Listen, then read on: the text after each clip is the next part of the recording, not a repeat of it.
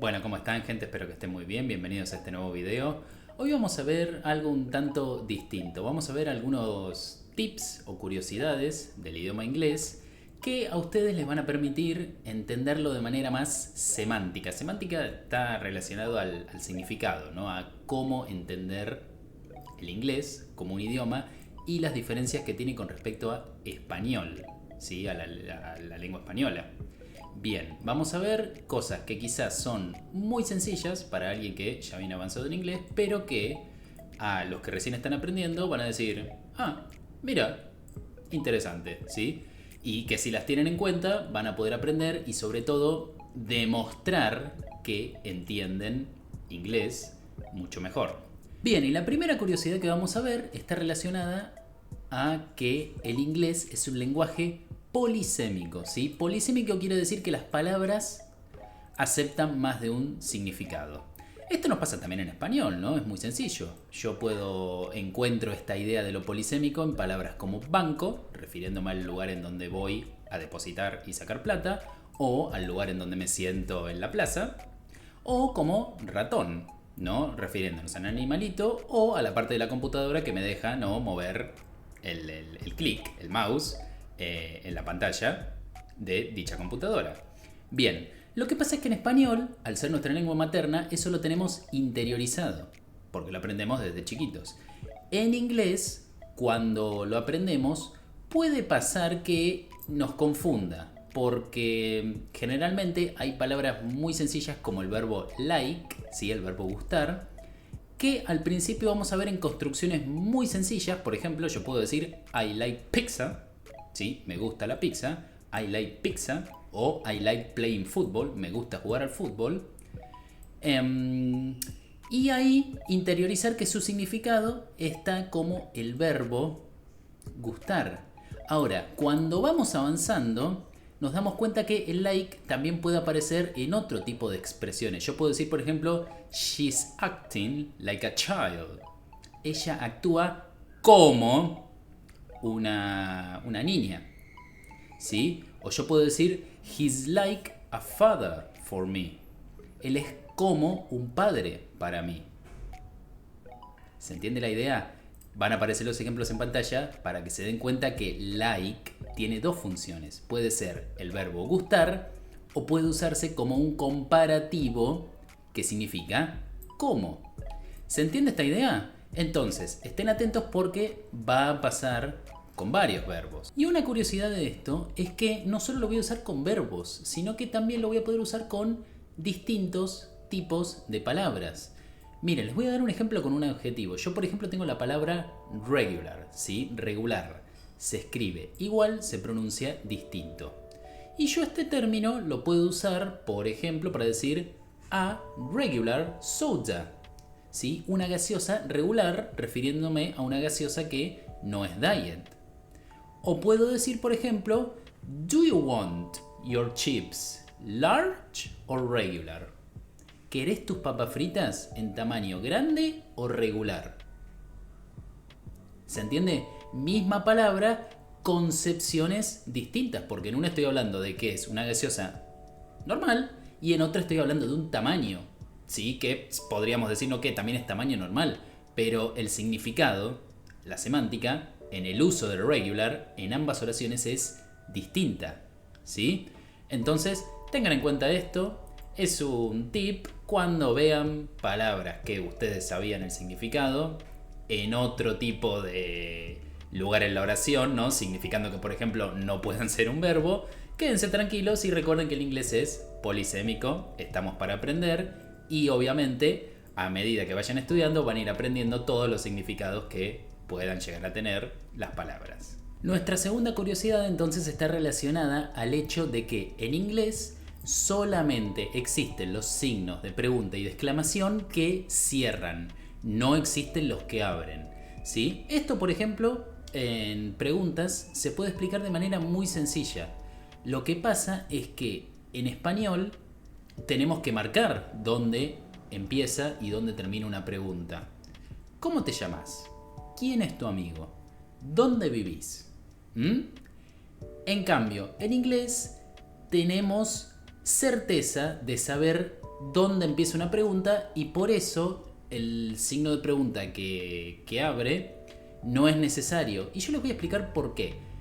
Vieron que en mi video de preguntas, en las preguntas interrogativas, vimos los question words, que son palabras que empiezan con WH, todas menos how, que es cómo.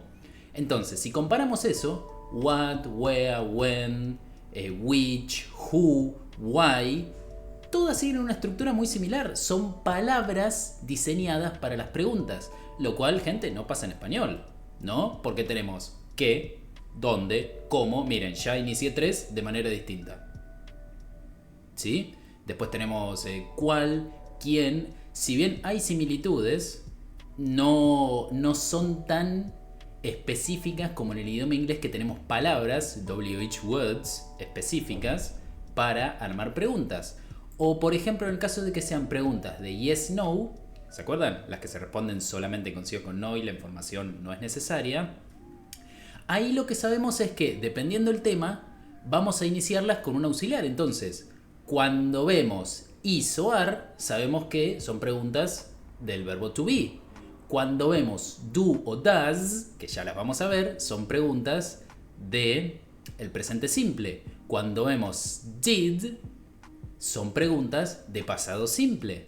¿Se entiende? Entonces, simplemente en inglés los signos de pregunta y los signos de admiración no existen porque es más sencillo identificar cuando estamos hablando de una construcción interrogativa y de una construcción exclamativa. Así que recuerden, solamente pongan los signos que cierran. Nuestra tercera curiosidad entonces está relacionada al hecho de que en inglés gramaticalmente no existe el género. A ver, si bien vimos pronombres personales como he o she, que son él o ella, que determinan obviamente un género, lo que va a pasar es que en determinadas oraciones, si yo no lo quiero aclarar, no es necesario aclararlo. ¿Por qué? Miren, vamos a hacer una comparación muy sencilla. Vamos a decir, the director was working in the office, ¿sí? Esto en español se puede traducir como él o la directora estaba trabajando en la oficina. Ahora, en inglés, repito, the director was working in the office. ¿Yo ahí sé si es un director hombre o un director mujer? No se guíen por la voz del final, porque eso es lo que exactamente les quiero explicar. Tranquilamente podría ser un hombre o una mujer, pero como el género gramaticalmente no existe, necesitamos otro tipo de aclaración. Obviamente que el lenguaje real, si a mí me hablan de un director, yo sé si lo conozco o la conozco que va a ser hombre o mujer, ¿no? Pero así solo, gramaticalmente, no sabemos, o no es necesario aclarar, mejor dicho, si el director o la directora están trabajando en la oficina. Sí podemos aplicar otro tipo de procesos, como por ejemplo agregar, sí, esto lo vimos ya en otro video, un posesivo. Porque si yo digo, the director is working in her office, yo estoy diciendo, ahí ya la directora está trabajando en su oficina. Y lo que me determina no es la palabra director, porque no cambió, sino el her, el posesivo. Al saber eso, ya sé que me están hablando de una mujer. O si usara his, miren el ejemplo, sé que me están hablando de un hombre. Esta distinción de género entonces se puede hacer de varias formas, pero nunca desde el sustantivo que nosotros estamos utilizando. Porque yo, por ejemplo, puedo decir the teacher. En cambio, si digo the teacher's name is Guillermo, yo sé que me están hablando de un hombre, pero no por la palabra de teacher, sino que porque en el resto de la oración aclaran que es un nombre de varón. O, por ejemplo, the teacher's name is Maria. Ahí sé que me están hablando de una mujer, pero por el nombre María, no por la palabra teacher en sí. Siguiendo un poco con el ámbito escolar, vale aclarar que hay otras formas de darnos cuenta si estamos hablando de un hombre o una mujer que sí afectan al sustantivo. Por ejemplo, por el uso de sufijos, ¿no? Porque yo, por ejemplo, director es head master. Pero directora es head mistress. ¿Sí? Tienen distinto sufijo, distinta terminación. Entonces, automáticamente, si yo digo the headmaster is in the office, yo sé que me están hablando de un varón. Y si digo the head mistress is in the office, yo sé que me están hablando de una mujer. Por el uso de un sufijo que esta vez sí afecta, ¿no?, al sustantivo. Ahí sí podemos hacer una distinción. O mismo, hay incluso palabras que sí le asignan un género también de acuerdo a cómo terminan. Por ejemplo, waiter es mozo y waitress y es moza. ¿Se entiende la idea? Entonces, recuerden esto. En la mayoría de los sustantivos hay género neutro. Y la manera en que nosotros podemos saber si ese sustantivo es un hombre o una mujer es o con un sufijo, ¿no?, que modifica ese sustantivo, o con algún otro elemento, como por ejemplo un posesivo que nos dé la pauta de que es un hombre o una mujer, como también podría ser, ¿no?, aclarar de una el nombre. Bien, bueno, hasta acá el video, un video distinto, espero que les hayan gustado estas curiosidades. Vamos a ir haciendo otros videos así, poniendo 5 curiosidades más, cada vez un poco más complejas. Y bueno, si les gustó el video, por favor no se olviden de suscribir, comentar, compartirlo, me ayudaría mucho. Y bueno, que tengan un muy lindo fin de semana,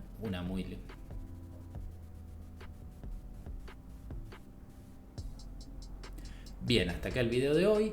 Espero que les haya parecido interesante. Vamos a estar haciendo otros videos así de curiosidades, cada vez un poquito más complejas, ¿no? Porque van a ir, obviamente, aprendiendo cada vez más. Y bueno, si les gustó el video, no se olviden de suscribirse, comentar, compartir. Me ayudaría un montón. Goodbye.